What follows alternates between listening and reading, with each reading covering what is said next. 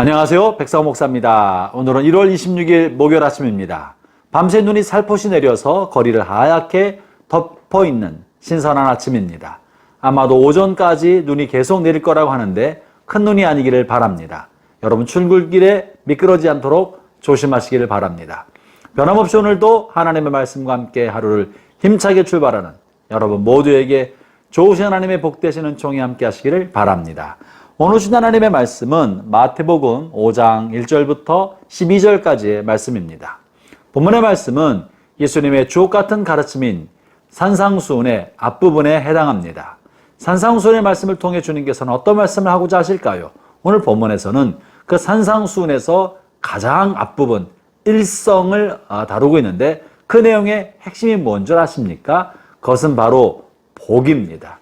예수님의 산상수훈, 예수님의 설교의 첫 번째 설교, 가장 긴 설교의 앞부분에 해당하는 것은 하늘의 복인 것입니다.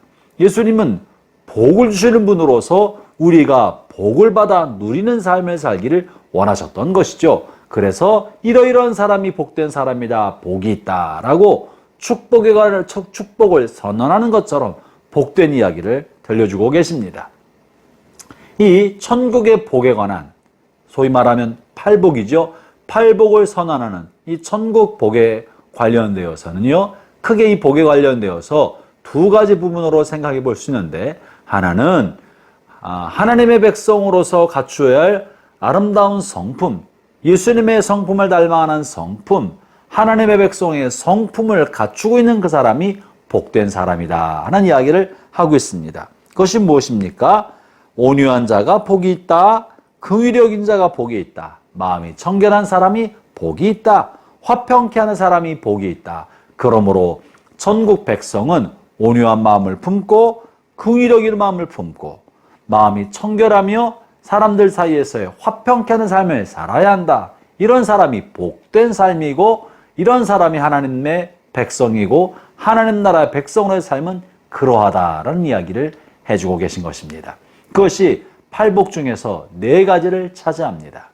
반면에 또 다른 네 가지는요, 반전이 있습니다.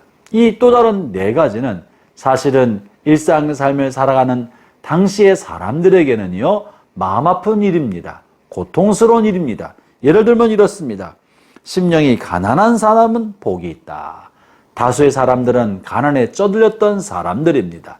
하루하루 먹고 살기가 힘들었던 사람들입니다. 그러나 그들에게 가난한 사람은 복이 있다고 말씀하고 계십니다.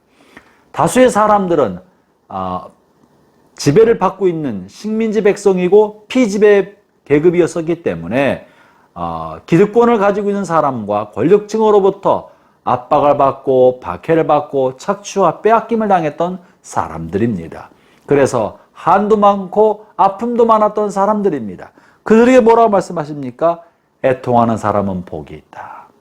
늘 괴로움 속에 슬픔 속에 살아가고 있는데 애통하는 사람은 복이 있다. 또한 먹을 것이 넉넉하지 못해서 늘 줄임배를 안고 살았던 사람들입니다. 그런데 그런 사람들에게 뭐라고 말씀하십니까? 의에 줄이고 목마른 사람은 복이 있다. 또한 아울러 지배계급으로부터 박해를 받고 있는데 그들을 향하여 의를 위하여 박해받는 자는 복이 있다. 이 네 가지 복은 당시 삶을 살았던 사람들의 고통과 아픔의 한 부분을 담고 있습니다. 그런데 그런 고통과 아픔, 굶주림과 배고픔, 억울한 일로 인하여 애통하고 가난한 삶을 살고 있는 그들을 향해 그것이 오히려 복이 될 수 있다는 이야기를 하고 있는 것이죠. 다시 말하면 이런 고통의 역설이며 반전인 것입니다. 어떻게 이것이 가능하겠습니까? 현실의 삶이 고달프고 힘들고 괴롭지만 그것을 하나님을 향하여 마음을 바꾸고 하나님을 향하여 생각을 바꾸고 하나님의 은혜로 채우면 그것은 오히려 복된 자리가 된다는 거예요. 날마다 하루를 살아갈 때 가난하고 굶주리고 그리고 배고프지만 그 굶주림을 하나님의 은혜를 향한 굶주림으로 바꾼다면, 심령이 가난한 걸로 바꾼다면, 우리의 굶주림이 의를 향한 굶주림으로 바뀐다면, 우리의 애통이 다른 내 인생에 대한 탄식과 한탄과 신세 타령으로 애통하는 것이 아니라 죄를 향한 애통, 내가 일상에서 반복하고 있는 나의 죄에 대한 애통으로 마음이 바뀐다면, 그렇다면 그것이야말로 참다운 복을 담는 그릇이 될 수 있다는 거예요. 다시 말하면 우리의 삶에 부족하다고 여겼던 부분이지만 그것을 바꾸어서 하나님의 은혜를 담는 보석함이 될 수 있다는 것입니다. 형제자매 여러분, 죄 많은 세상을 살아가는 동안에 우리가 어떻게 모든 것을 만족하며 삶을 살 수 있겠습니까? 우리는 이 모양이나 저 모양으로 부족함을 겪습니다. 일상의 삶에도 부족한 것이 있고 나 자신의 모습을 볼 때도 부족한 것이 많이 있습니다. 그러나 우리의 부족함을 하나님의 은혜를 담을 수 있는 보석함으로 바꿉시다. 하나님의 은혜를 향한 갈망으로 바꿉시다. 그것이 바로 우리의 삶이 가난해도 그 가난을 심령의 가난함으로, 마음의 가난함으로 바꿀 수 있는 것이고, 우리가 굶주려도 먹을 것을 향한 굶주림이 의를 향한 굶주림으로 바뀔 수 있는 것이고, 신세타령의 애통이 아니라 죄를 뉘우치고 탄식하는 애통으로 바꿀 수 있는 것입니다. 그러면 우리의 부족함은 하나님의 은혜와 도우심을 담을 수 있는 보석함이 되는 것입니다. 형제자매 여러분, 여러분 일상에 부딪히는 많은 아픔과 괴로움, 억울한 일, 답답한 일을 향하여 하나님의 은혜를 갈망하는 통로로 삼으십시오. 그것이 복된 삶입니다. 그러면 여러분께서 하나님을 향한 갈망과 하나님을 향한 호소와 하나님의 은혜를 구하는 간구를 하나님이 들으시고 그 자리를 천국의 기쁨과 천국의 위로와 하나님의 도우심으로 채워 주시지 않으시겠습니까? 오늘도 부족함 앞에서 그것을 하나님의 은혜를 향한 간구로 바꾸어서 보석함이 되는 복되는 종이 함께 하시기를 바랍니다.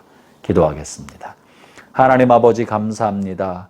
우리 자신을 돌아볼 때마다 부족한 것이 많고 모자란 것이 많아서 답답할 때가 많지만 우리의 부족함을 하나님의 은혜를 담는 그릇 보석함으로 바꾸기를 원하오니 주여 갈망하고 간구하는 주의 자녀들의 모든 기도를 들으시어 하나님의 도우심과 은혜로 가득히 채워 주옵소서. 예수님 이름으로 기도합니다. 아멘.